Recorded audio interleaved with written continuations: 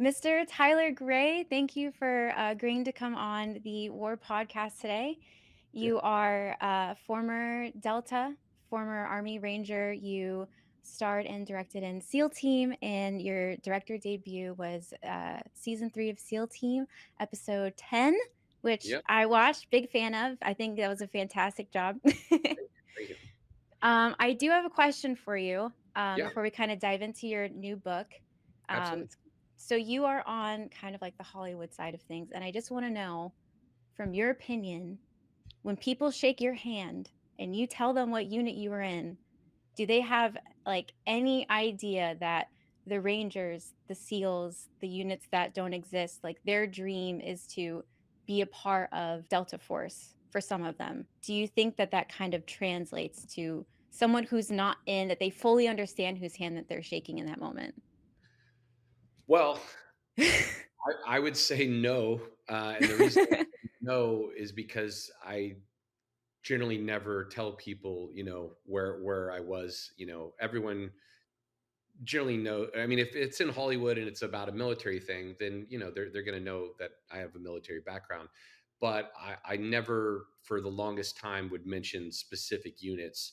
Mhm. The reason that I'm specifically mentioning, the unit you referenced to in the book and on the cover of the book is because I've wanted to put that out there so people the story is about doubt and about failure and about struggle. It's not about being cool, it's not about being a badass, it's not about it's Mhm. literally about weakness and about just all the pain that I mostly to a degree put myself through. And so I wanted to put the cool guy unit name out there so that people saw the contrast between what their expectation is versus Mm. their reality. Because in my opinion, the reality is that we're all way more similar than we think we are.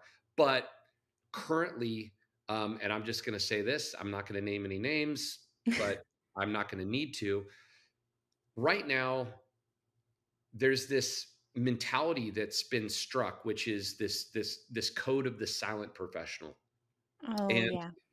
the problem with that code is that we were never supposed to be silent. That was not the phrase. The phrase is quiet. We're supposed to be quiet professionals, not Mhm. silent ones. The other problem with the quiet professional or silent professional for that matter mentality is you have some that are definitely not silent and definitely not quiet. They're loud. I don't know if I would use the term professional, but they're loud. And those are the voices that everyone is hearing right now. And the problem is by listening to Mm. those voices, people are getting an unrealistic expectation of resilience or unfeeling or stoicism that's not necessarily accurate. Anyone can portray anything they want on social media. And so Mhm. for me, I wanted to put, the cool guy unit affiliation out there and then take off my mask and go, dude, this is who I really am. This is what you think those people are. You think that unit is a bunch of machines who are unfeeling and robotic and never have to worry about this or that, but it's not true. And it's not true. I do have to deal with those things. I do have to work through emotions. I do have to I was picked on as a kid. All these things, that's reality. And once we stop focusing our differences and start taking off our masks and understanding our similarities, we'll see that we're all a lot more alike than we think we are. And then once we realize that, then we can start processing everything together and start healing together as a community, because we're actually, as I said, a lot more similar than we think. No, I agree, and I think that's actually a really important thing because there is a spectrum when people, like you said, get out of certain units or get out of the military. It's kind of whoever's speaking out about something is kind of the image that's going to be portrayed, and you're kind of hitting it from this more vulnerable, more like realistic standpoint where everybody kind of has these perceptions and this is what people think, but it goes quite a bit deeper. And then you have, and you're talking about that and you're kind of giving that insight from what I understand in your new book, which will be coming out on the 15th. So here in a couple days, Yep. Forged in Chaos. It's an interesting thing, if I'm being honest, because everybody has their own experience when they transition out of the military, no matter which part that you're in, but I've always wondered the units that are, the the dream units, the fancy units, the ones that people, dream about getting into one day, like, "Oh, that's my goal in life. I wanna be a SEAL, I wanna be a Ranger, I wanna be, part of, Delta Force," whatever that is. Um, when you get out, it's the same as if someone was admin. You're in this brotherhood, you're in this sisterhood, and then it's gone, and you were kind of something, and then you're thrown into this nothing, and some people end up lost and wandering, and I was kind of surprised when I was listening to your previous podcast, because I thought in my mind, especially medical, oh, like, surely when they get out, they have a psychologist or psychiatrist that is from that unit that they can keep talking to up a year afterwards, that can check in and make sure everything's okay. Like, surely that's what we're doing for these people that, like, save the world, that are the best in the world. But I was surprised that it doesn't seem like there is, and that means that there's a lot of guys, a lot of, ladies and gentlemen that are in those places that don't have, I wanna say, like, anything to relate to, kind of, because it is so hush hush. I mean, you just hit on something that I think is actually really interesting that I probably haven't talked that much about. But yeah, the relate to is actually a really good point. So I would say, in my opinion, everyone when they get out. So first of all, for myself, for many years, I said, "Oh man, I lost my yeah." Let me say this: after I got out, I didn't know what was what, and then a couple years went by, and then I would look back and go, "Man, I lost my identity when I got out." And now I realize that I didn't lose my identity, and I don't think we lose our identity when we got out. What I Mhm. think now is that we never really had one to begin with, What do and you the can you reason explain that? Like, yeah, the reason I'm saying that is if you join the military and that job or that affiliation became your identity, then there's no possible way that you had a truly strong enough self identity before that job. Because if you did, the job wouldn't have became your sole identity. So mm, I don't think it's about us losing it. I think it's just for me, the discovery that I never really had one was critical. And I'm going to throw purpose into that same exact thing. When you mhm, get out of the military, you're like, "Oh my god, I lost my purpose." No, you didn't. You never had a purpose to begin with. The military became your purpose, and they gave you their purpose, and then when you got out, they took it away. And then you're struggling, you don't know who you are, you don't know what you should be doing, what you're meant to do, what your purpose is, and that is very, very difficult for everyone, myself included. On top of that, as you just said, for me, I came from a unit that is shockingly small. I won't say details, but shockingly tiny. And so there was a lot of things where I just struggled to, it's to your point, even if I told people, let's say I go to Hollywood, even if I told them every single detail about, my experience in the military, my story, all that stuff, even if I told them, they still wouldn't know. And mm. so and again, I don't have the time to tell them, but even if I did, they wouldn't know. And so what I learned is there's this also level of isolation where Mm, you just feel misunderstood for me, or not understood, maybe not miss, but not understood. And it took me a lot of time to realize that you also lost the group of people that understood because they were there with you. And so when you get out of the military, you're not experiencing one loss, you're experiencing like six. You're mhm, experiencing a loss of career, a loss of friends, just moving, across country from where you serve to where home of record. That's a loss to a degree, right? You've lost the community, you've lost your identity, you've lost your purpose. All these losses are happening at one time, at the same time. And the problem that is currently happening is all those losses are happening, and yet we're told the problem is four letters: PTSD. mhm, Completely, by the way, all those losses that I just explained have nothing, nothing to do with PTSD, absolutely nothing. You're So right.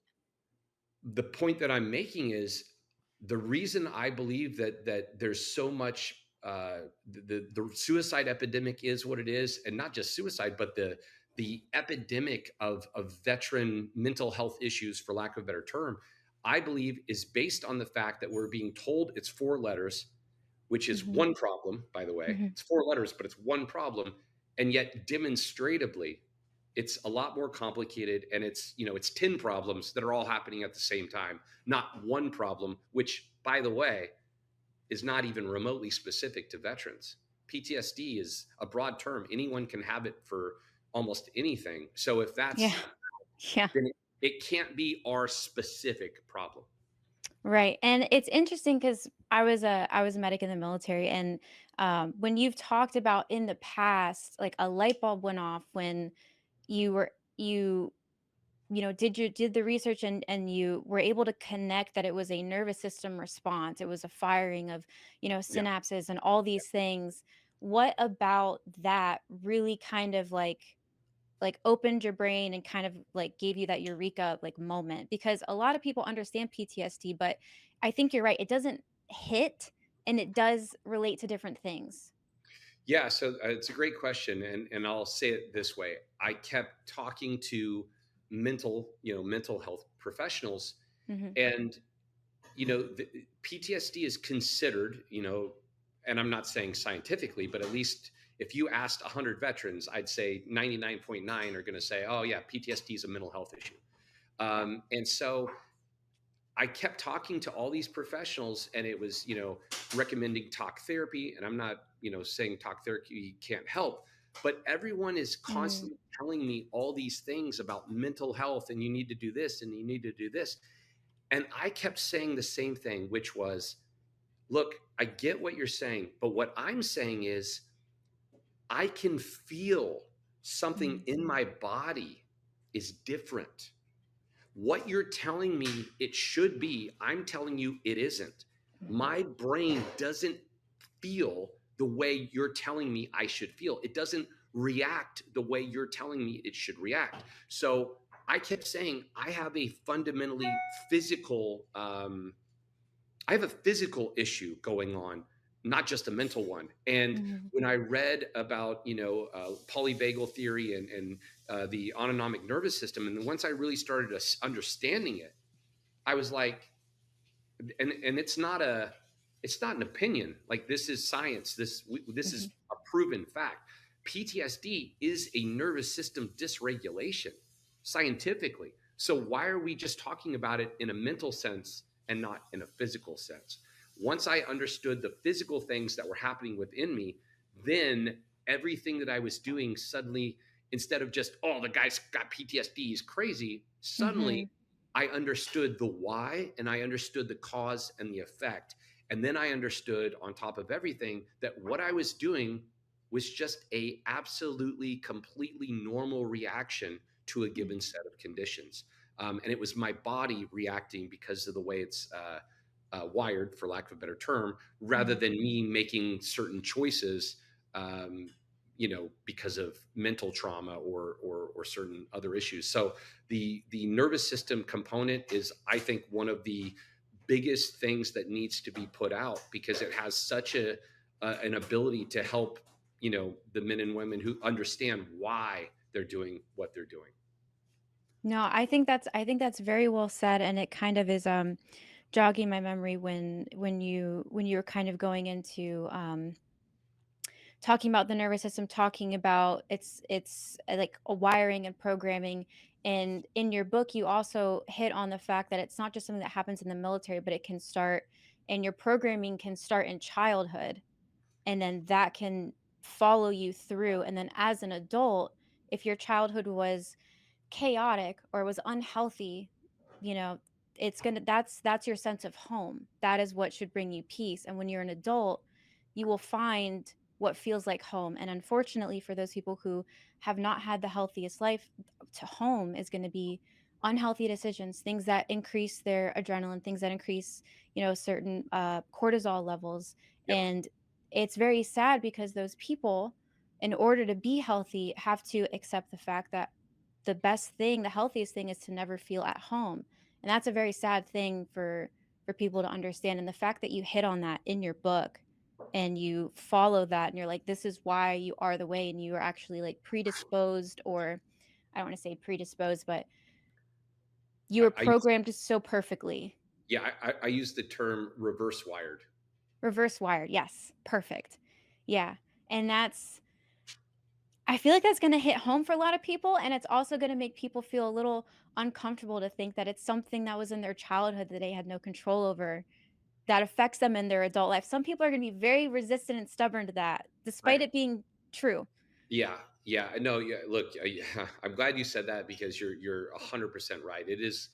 I'm going to get a lot of pushback on it, but it doesn't change the truth of it. And the Mhm, faster the community starts accepting, like so, I'll explain the concept of you know basically I kept being told again PTSD, PTSD, PTSD, and there's multiple problems with it, but I'll just give one very simple one, and that is PTSD or post traumatic stress disorder. Look at the mhm, first word, post.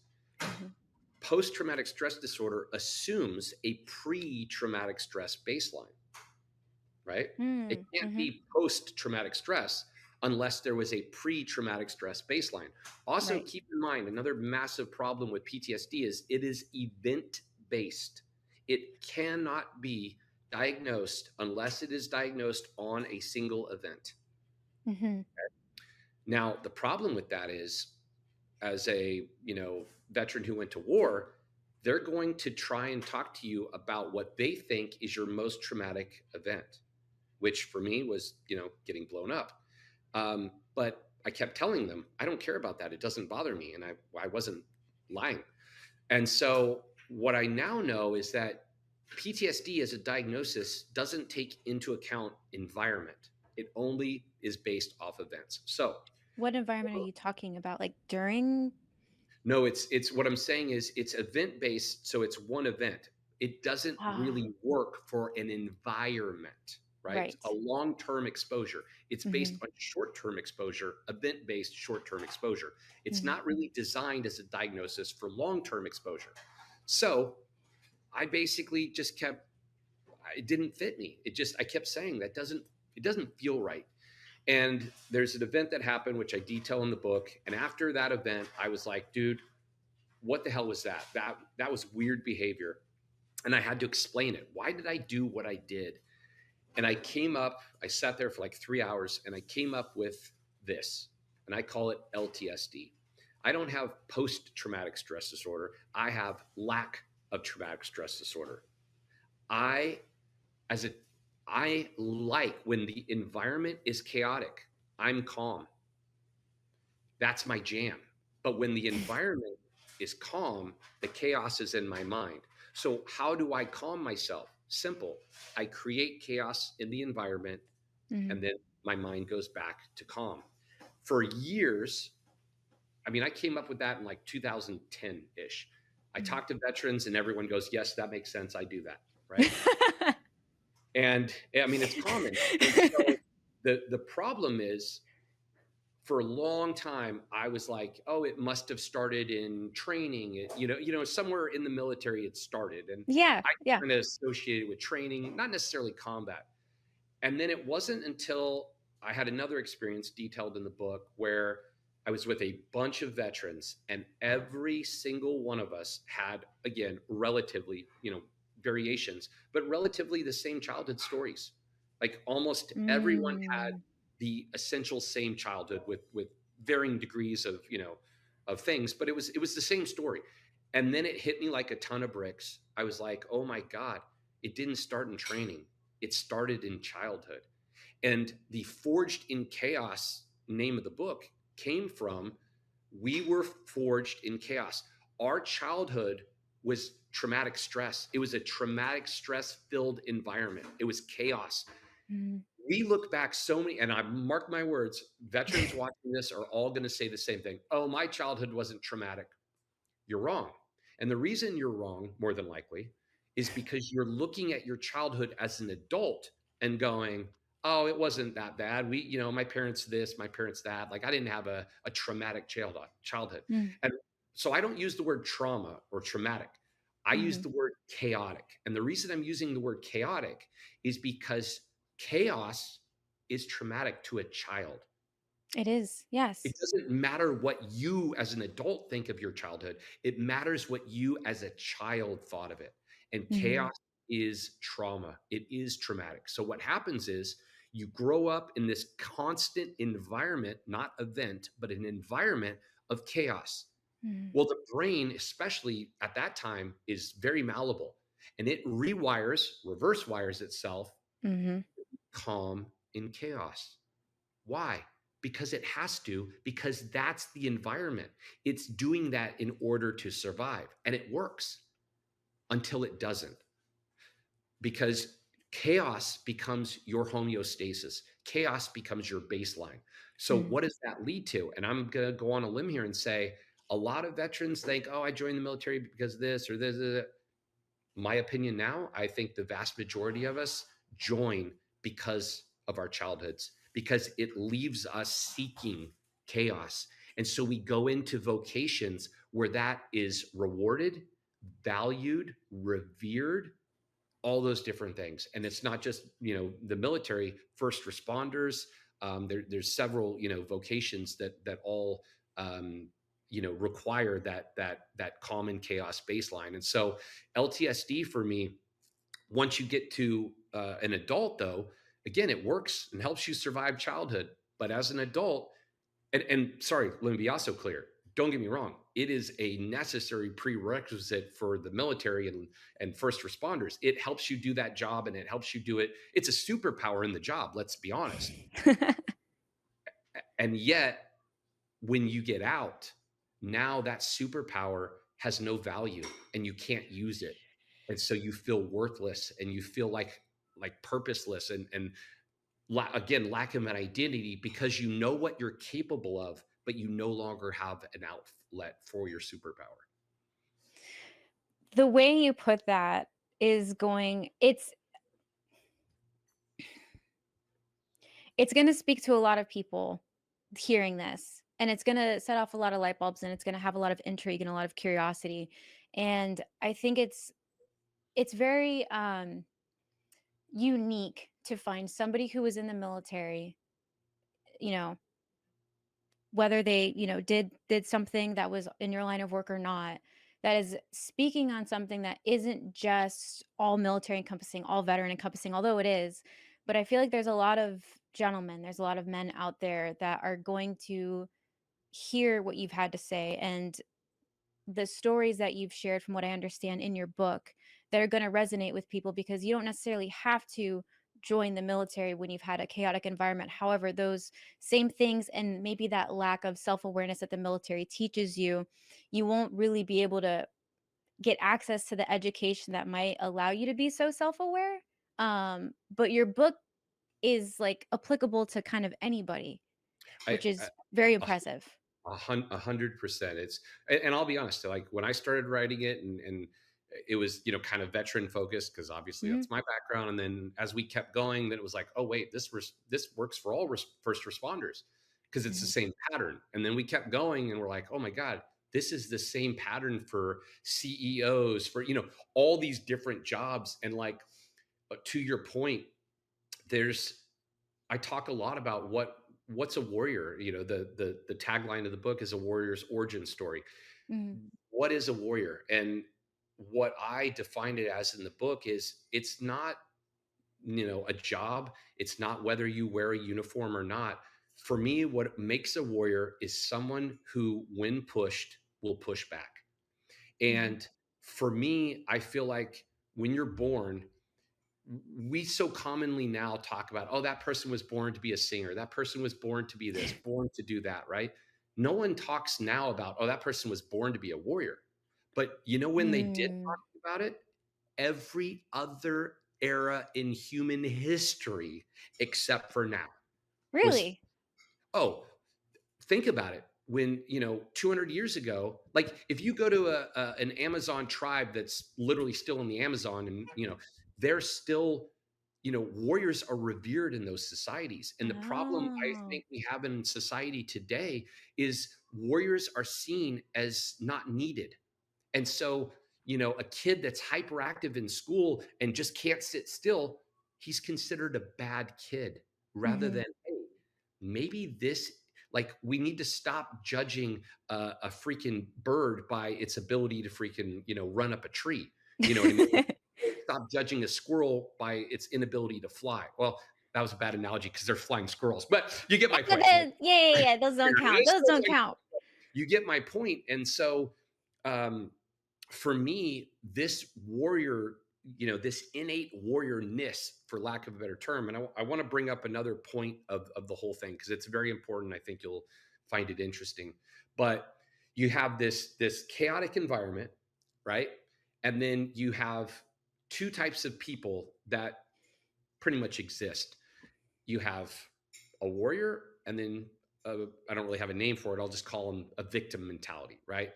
So a Mm, warrior, when pushed by that chaotic environment, will push back.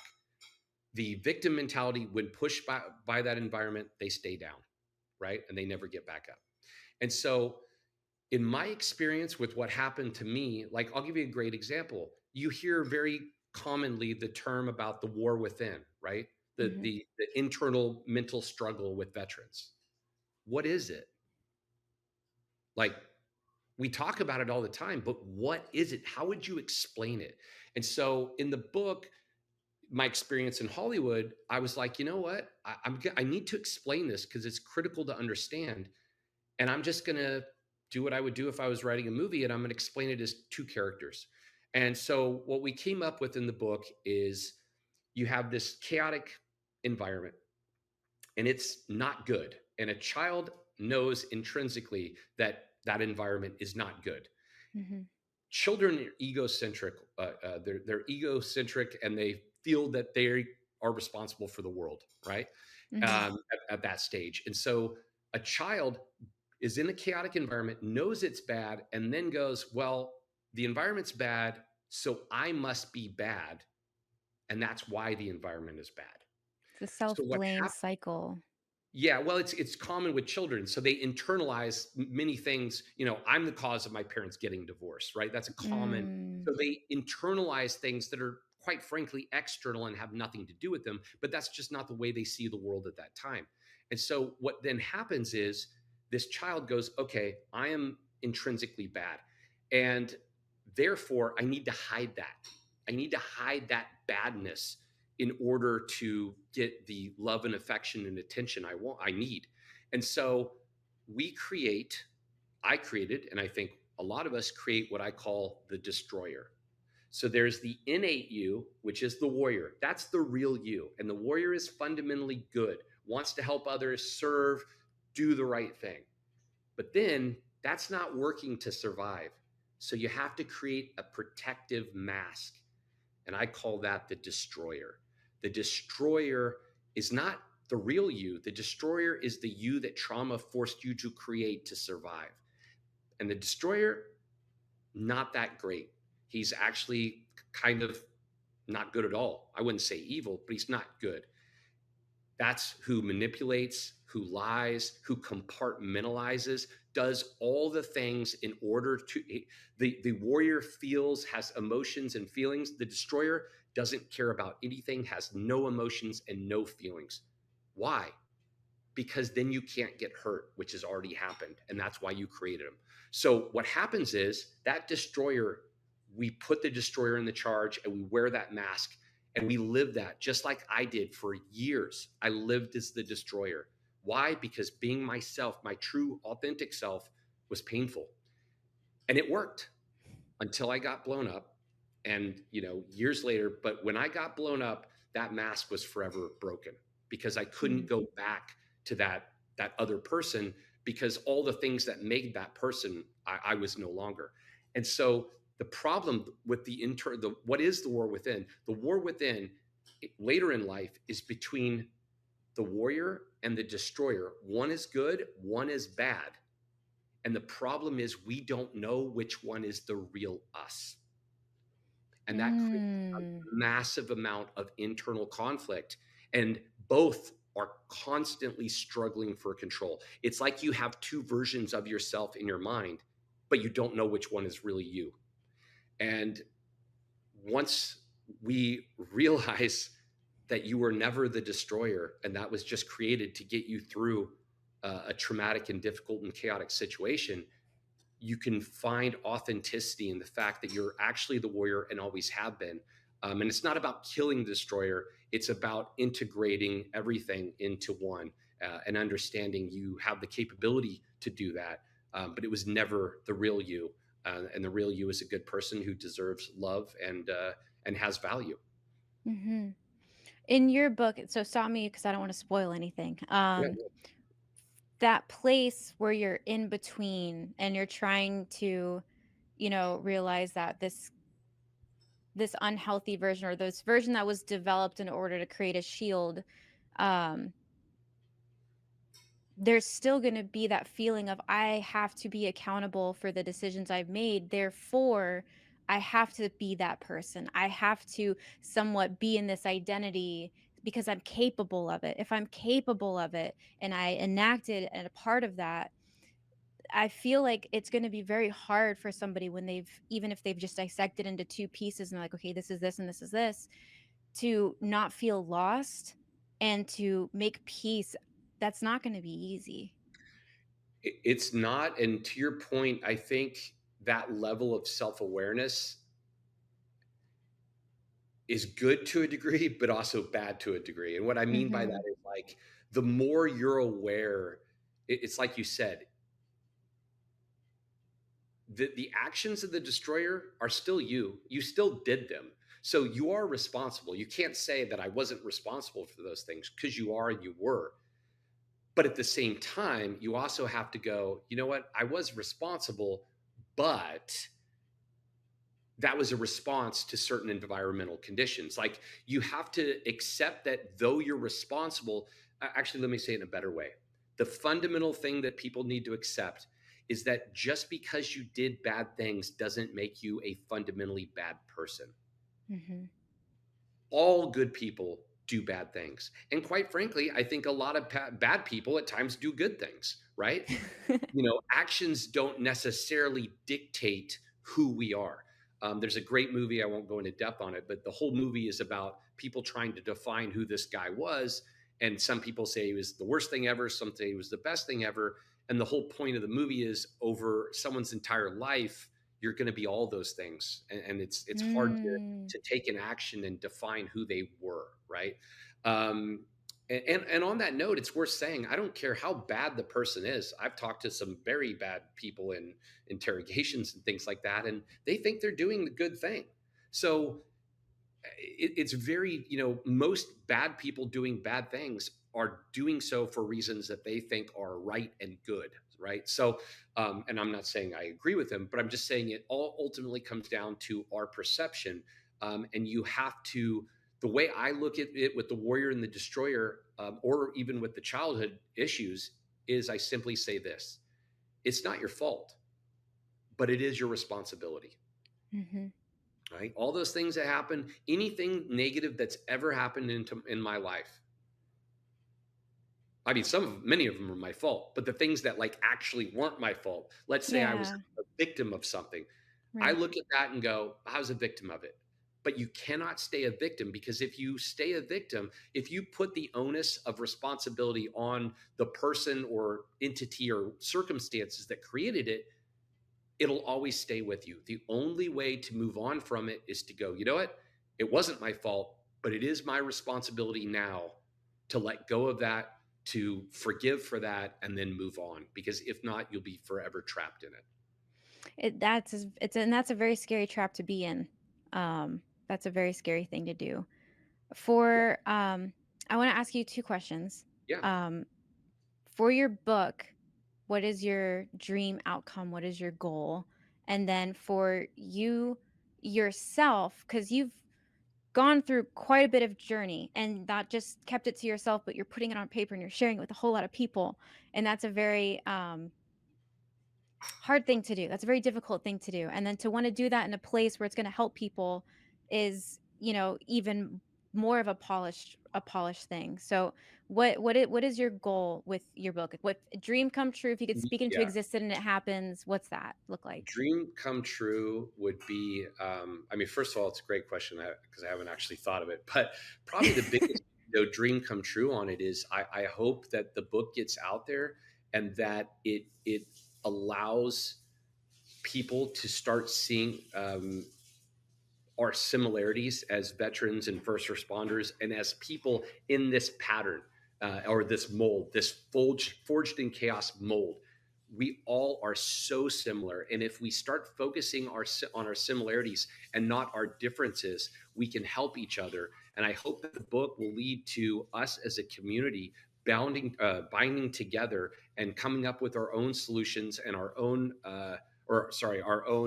responses and our own solutions, because the only way, in my opinion, that this community is going to heal itself or get healed is by healing itself. It's on Mm, us because we are the ones who have the experience. We are the ones that are going through it. And no one is coming to save us. And the proof of that is nothing has worked. Awareness and treatment options for PTSD are at an all-time high, yet the rate of suicide is going up. So I hope this book can lead to a conversation about some potential new solutions, and hopefully start to change the narrative on what the actual problem is, rather than just assigning it to one word, four letters, and diagnosis. a four-letter diagnosis, exactly. So hopefully it leads to a conversation about, uh, actually, I'll say it this way. I think right now we're focused, the entire treatment system is focused on treating symptoms and never addressing, let alone curing, Mm, actual disease. PTSD, just think of it this way: PTSD, no matter what, is still just a symptom. mhm. The trauma that caused it is still the disease. And if we focus on treating the symptom and not healing the disease, then it's never going to go away. If you could, like, wave a magic wand with all the information you've had and you could say, "Okay, military, at least for, and it's gonna be easier for you to relate to guys and for guys to gentlemen to relate to you for, the similar categories you guys were in." If you could just wave a wand and say, "Hey, just do this for people who are getting out, for people who, have done all these things and not talked about it because 'cause you're not supposed to, but you're told you're supposed to, but you can't, and then you have to worry about clearances and, all this stuff, and then they go out into the world and then they have, they might think they have PTSD because it was diagnosed, but really it's something deeper. If the military could just wave a wand and be like, "Now we will start doing this," do you think would make the biggest impact? Because technically you're waving a wand just by saying it. Yeah, I mean, probably the biggest thing that I think is destroying us is, we need to take off our masks, and we need to Mm, accept that, uh, that and a lot of people use the term vulnerability, like, oh, the book is so vulnerable. I don't think it's vulnerable. I didn't intend to be vulnerable. What I did intend to do was be authentic.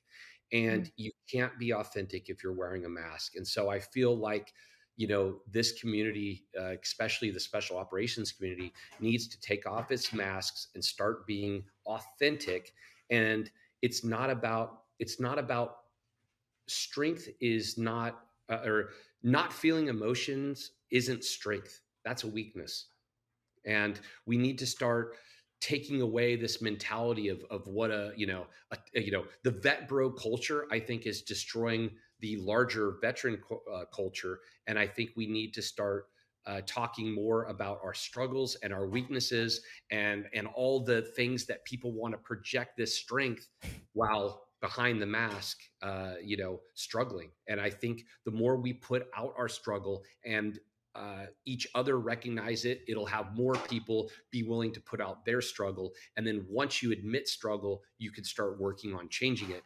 While you're just wearing a mask and saying everything's great and I'm fine, fine, fine, that is why the suicide rate continues to go up, because no one is willing to be authentic and say how they really feel and how they're really doing. That was very, very eloquently said. And this sounds cheesy. But I don't know, maybe it's because I'm in arts and crafts. This is super lame, but having a physical, even if you're group of people were to give you a physical mask and, say thank you for all that you did and blah blah blah and all the names are on and they go, "Okay, this is yours, this is who you were, but you need to hang this on a shelf and you need to have it there so you know it's always there, but, you know, you can admire it, you can respect it, you can acknowledge it, but you can't put it back on."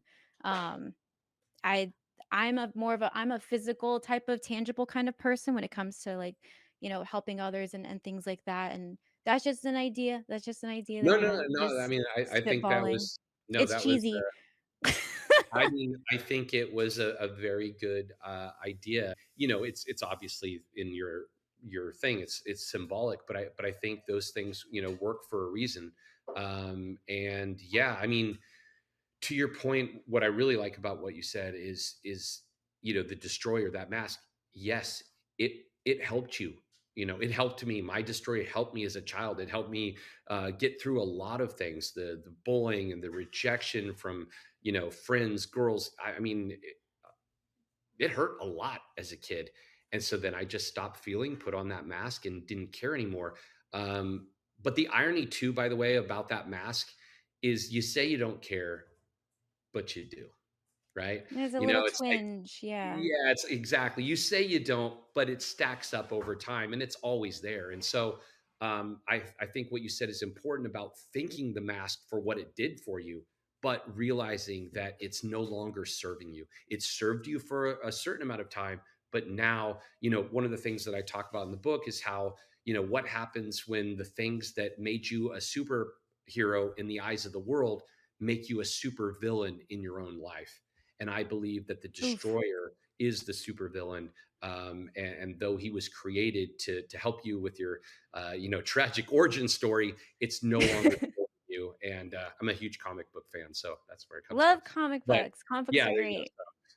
So that's it's no longer serving you, and you got to take that mask off, and as you said, thank it, but you got to leave it on the wall, and it's no longer going to serve you to put it on.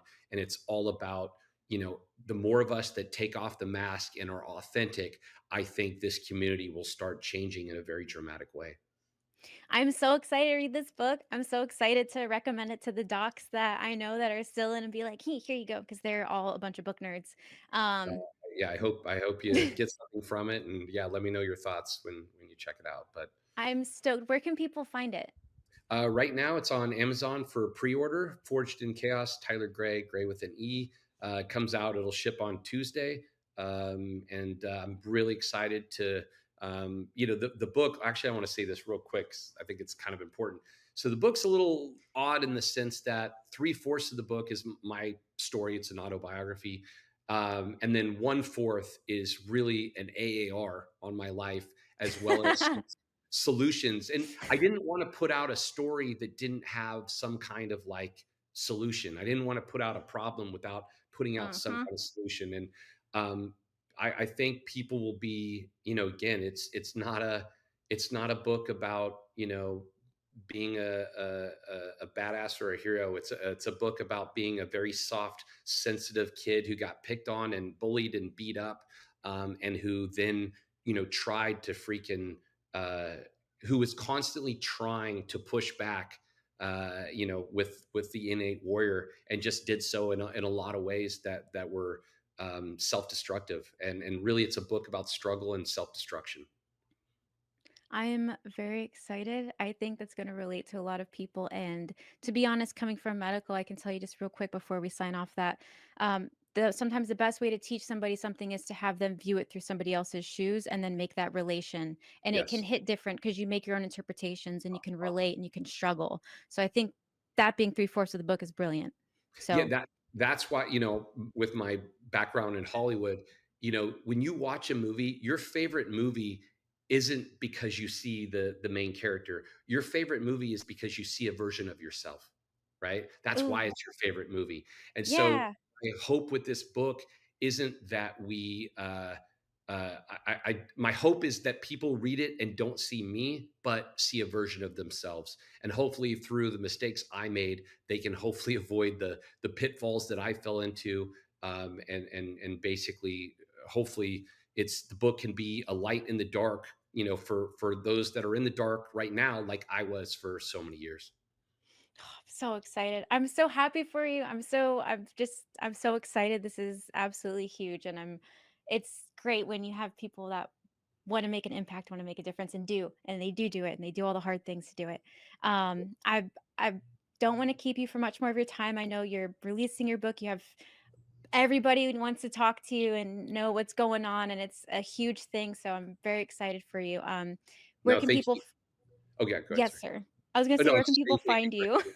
Yeah, me, Tyler A. Gray, Gray with an E.com is my website, and then Tyler A. Gray, Gray with an E on Instagram, or other LinkedIn, whatever. But yeah, thank you so much for having me. It was a great, a lot of great questions that I've done a lot of interviews, and there was a lot of great questions that some I'm still going to have to think about because I hadn't thought about. So thank you so much for having me, and I hope you enjoyed the book. Yes, sir. I can't wait to read it.